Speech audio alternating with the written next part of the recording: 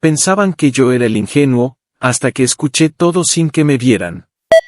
Pensaban que yo era el ingenuo, el cómodo, el que nunca se daba cuenta de nada. Y durante un tiempo, incluso yo llegué a preguntarme si tal vez tenían razón. Todo empezó con algo que no sabía nombrar. No fue una pelea. No fue una traición evidente. Fue algo más sutil, más frío. Mi esposa empezó a mirarme como si yo fuera un mueble. No gritaba. No discutía. Solo me hablaba con ese tono que uno usa cuando ya decidió que no le importas. Salidas constantes, con amigas. El teléfono boca abajo. Risitas cuando escribía mensajes. Un perfume distinto. Una distancia que no se podía medir en metros, sino en silencios. Yo quería creer que era estrés. Rutina. Una etapa. Pero había algo en su mirada, como si ya se hubiera ido, aunque todavía durmiera a mi lado. La primera vez que sentí que algo estaba realmente mal fue cuando me llamó, predecible. No como un halago. Como una sentencia. El día que todo cambió no fue planeado. Yo había salido antes del trabajo. Un cliente canceló. Decidí pasar por un restaurante nuevo que me habían recomendado. Entré sin pensar. Y la vi. Sentada al fondo. No estaba con amigas. Estaba con él. No me vio. Yo sí. Y no fue el hecho de verla con otro hombre lo que me destrozó primero, fue la forma en que se reía. Esa risa que ya no usaba conmigo. Me quedé de pie unos segundos, congelado. Luego me senté en una mesa lateral. No sé por qué. Tal vez quería confirmar lo que ya intuía. Tal vez quería escuchar algo que me diera una excusa para estar equivocado. Pero lo que escuché fue peor. Es que él es cómodo, pero reemplazable. Reemplazable. Se rieron. Él preguntó si yo sospechaba algo. Ella respondió, ¿él? Por favor. Vive en su burbuja. Cree que todo está bien.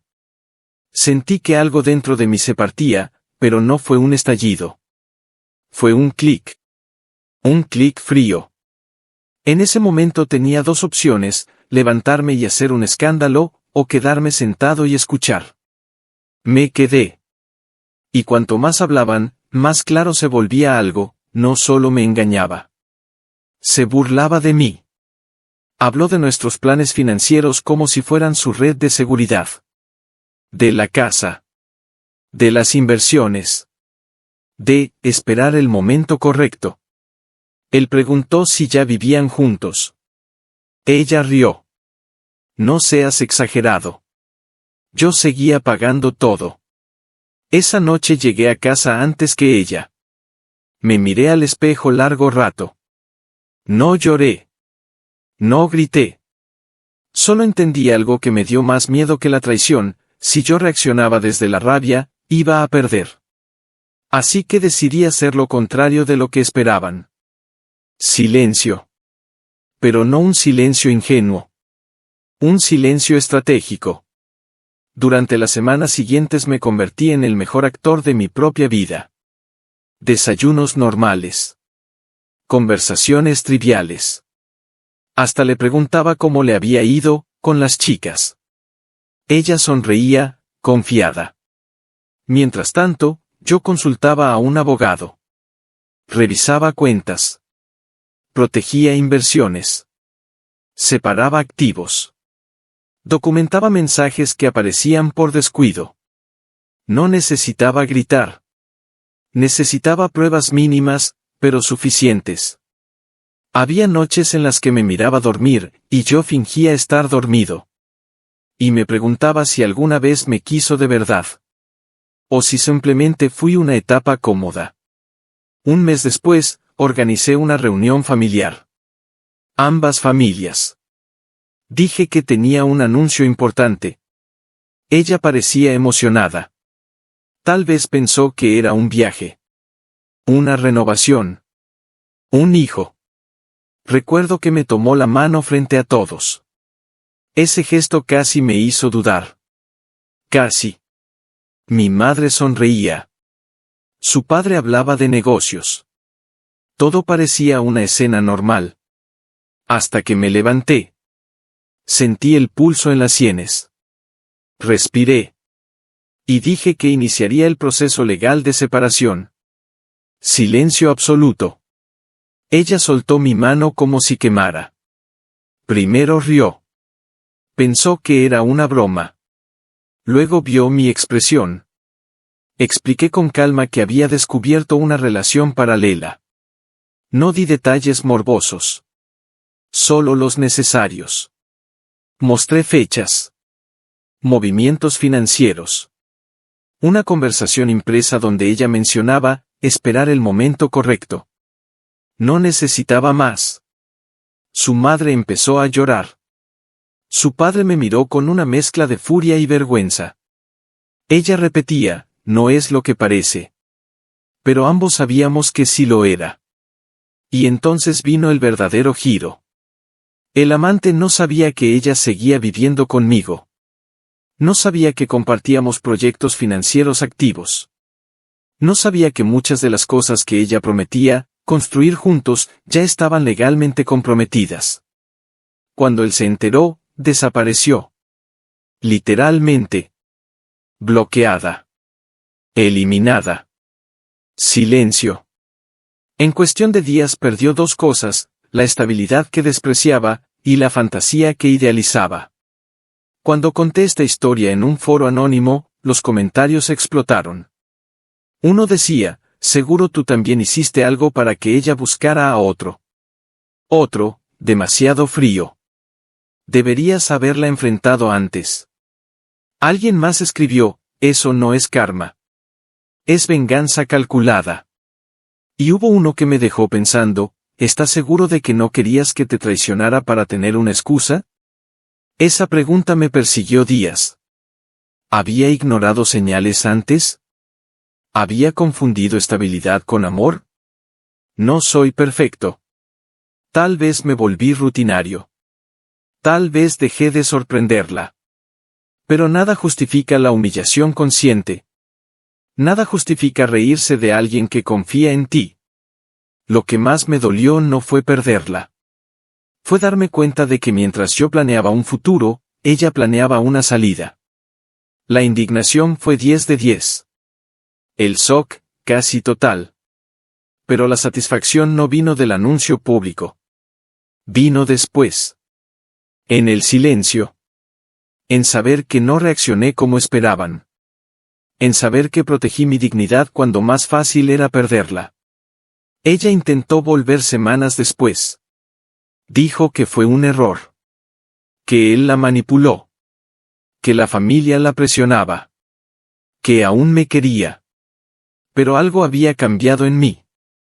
No rabia. No odio. Claridad. Aprendí que la traición no siempre llega con gritos.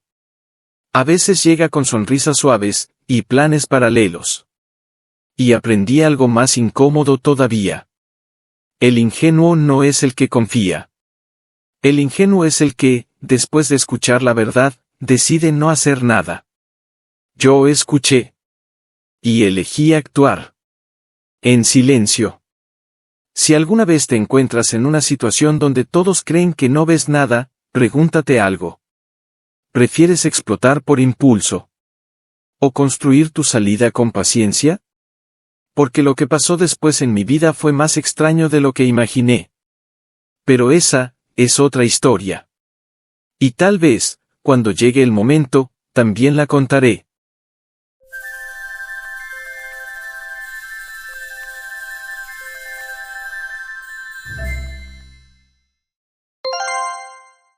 Dijo que necesitaba pasión, no rutina, y empacó en 48 horas. Lo dijo mirándome a los ojos, sin gritar, sin llorar. Como si estuviera devolviendo una prenda que ya no le quedaba bien. Yo me quedé en silencio. No porque no me doliera, sino porque en ese momento entendí algo que ella todavía no sabía. Yo ya había visto venir todo. Después de casi 6 años juntos, Uno cree que conoce los silencios del otro. Yo conocía los suyos. Las duchas más largas. El teléfono boca abajo. Las risas suaves cuando era solo un memé del trabajo. Y sí, era un compañero de trabajo. Simplemente me enamoré, dijo. Como si el amor fuera una ráfaga de viento que te empuja sin que puedas hacer nada. Como si la lealtad fuera opcional. Lo curioso es que nunca me gritó. Nunca me acusó. Nunca inventó defectos en mí. Solo repitió que necesitaba algo más emocionante. Pasión. Espontaneidad. Adrenalina. Yo la miré, y asentí. Ahí es donde muchos me juzgaron después. Porque no hice escena. No rogué. No pedí explicaciones. Acepté la ruptura como si ya la hubiera vivido antes. Y en cierto modo, ya lo había hecho. 2 meses antes, una madrugada, desperté y la vi sonriendo frente a la pantalla del celular. No era una sonrisa normal. Era esa sonrisa que uno tiene cuando siente mariposas. Y supe que algo se estaba moviendo. No confronté. Observé. Escuché. Ajusté. Reorganicé mis finanzas. Cancelé el viaje que íbamos a pagar a meses. Saqué mi nombre de un plan de inversión que íbamos a abrir juntos. Moví ahorros. Cambié beneficiarios. No por venganza. Por supervivencia emocional. Lo que ella no sabía, es que cuando me dijo que se iba, yo ya no dependía de nada que estuviera ligado a ella. Ni económica. Ni logísticamente. Solo faltaba lo más difícil, desprenderme por dentro. Cuando se fue con él, lo hizo oficial casi de inmediato. Fotos. Historias. Risas exageradas. Frases como a veces hay que arriesgarlo todo por lo que te hace vibrar. Y ahí empezó el juicio público. Un comentario decía: si la dejaste ir tan fácil, quizá nunca la amaste. Otro: suena a que estabas cómodo y ella quería vivir. Y el que más me marcó: tal vez ella solo tuvo el valor que tú no. Confieso que esos mensajes me hicieron dudar. ¿Había sido demasiado frío? ¿Demasiado orgulloso? Pero había algo que nadie más sabía. La relación entre ellos no era tan inocente como parecía. En la empresa ya se rumoraba. Y la política interna era clara respecto a relaciones dentro del mismo equipo. Yo no provoqué nada. Pero sí sabía que si aquello se hacía público, habría consecuencias. Y aún así, no dije una palabra. Las primeras semanas parecían sacadas de una película romántica. Cenas. Escapadas. Publicaciones constantes. Yo miraba todo desde lejos, como quien observa una tormenta formarse en el horizonte. Y entonces, lo que pasó después fue aún más extraño. Un viernes por la noche, un amigo en común me escribió: ¿viste lo que pasó en la empresa? No sabía. Hasta que lo supe. La relación se filtró. No por mí. Por un correo reenviado por error. La dirección inició una revisión interna. Y él, el hombre más emocionante, fue despedido ese mismo mes. Ella no. Pero quedó marcada. Porque aunque técnicamente no violó ninguna regla directa, el entorno cambió. Las miradas. Los murmullos. La etiqueta invisible. Y la adrenalina, desapareció. 2 semanas después, tocó mi puerta. No avisó. No llamó.